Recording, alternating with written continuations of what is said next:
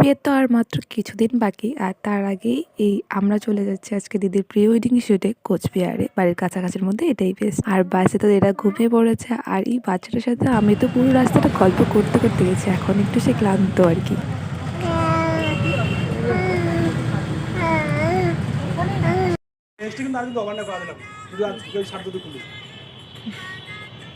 মাথা গরম জিজুর দিদি আজকে অন্যরকম লাগছে পুরো চেনা সেটা হচ্ছে ক্যামেরাম্যান টাইম দিয়েছিল 9টা 10টা, ঠিক আছে, আর আমি এখানে পিম্পল প্যাচ লাগাইছি তো এটা ইগনোর করো। তো 9টা 10টা টাইম দিয়েছিল, তো আমরা সেই হিসাবেই আমরা টাইম অনুযায়ী চলে এসেছি। 10:30টার মধ্যে বা 11টার মধ্যে আমরা কোচবিহার চলে এসেছি অলরেডি, কিন্তু এখনও ওরা আসতেছে।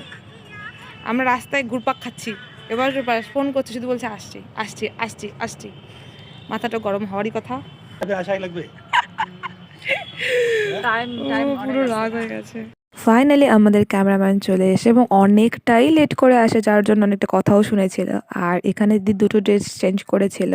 মানে আমাদের আরো অন্য জায়গায় যাওয়ার প্ল্যান ছিল, কিন্তু সেটা আলটিমেটলি হয়নি কারণ লেট হয়ে যাওয়ার কারণ। আর আমরা প্রথমেই ঢুকেছিলাম মদনমোহন বাড়িতে, তো সেখান থেকে কমপ্লিট করে তারপর আমরা চলে এসে আমাদের ঐতিহাসিক পুরনো রাজবাড়িতে, যেটার জন্য ফেমাস। তারপর রাজবাড়ির পাশেই একটা পার্কে, যেখানে অনেক সুন্দর সুন্দর দোকান বসেছে। এখান থেকে একটা দিদি ফুলের বুকে করে নিয়েছিল। আমি বলেছিলাম একটু ভিডিও করে দে, নাও। ভিডিওটার অবস্থা এই করে দিয়েছে। তো আমরা ফাইনালি রাজবাড়িতে ঢুকলাম। পরন্ত বিকেলে যেন দেখতে আরো সুন্দর লাগছে, আর রোদটা এত সুন্দর ভালো লাগছে, মানে গরম লাগছে না কারণ রোদের তাপটা কমে গেছে। ফটো ভিডিও খুব সুন্দর আসছে, কিন্তু আমার একটাই দুঃখ, আমার আর পার্টনার ছিল না, আমি যাকে মোবাইল ধরতে দেবো। আর এই আঙ্কেলটার ভিডিও দেখে তো আমার আরও মনটা খারাপ হয়ে গেল। তো যাই হোক, আমি ওই গাছে মোবাইল রেখে একটু ফটো ভিডিও করেছিলাম। ওরা তো ওদের মতো শ্যুট করছে, ক্যামেরাম্যান কাজ করছে, কিন্তু আমার পার্টনার ছিল না, তো আমি একা একাই বোর হয়ে গেছিলাম। পুরো মাঠটাই ঘুরে বেড়াচ্ছিলাম, এরকম পাগলের মতো করছিলাম। আর যা দু একটা ফটো, সেটা আমি জিজুর কাছ থেকে যখন কমপ্লিট হয়ে যায় তারপরে আমি উঠেছিলাম। আজকের মতো শুট কমপ্লিট,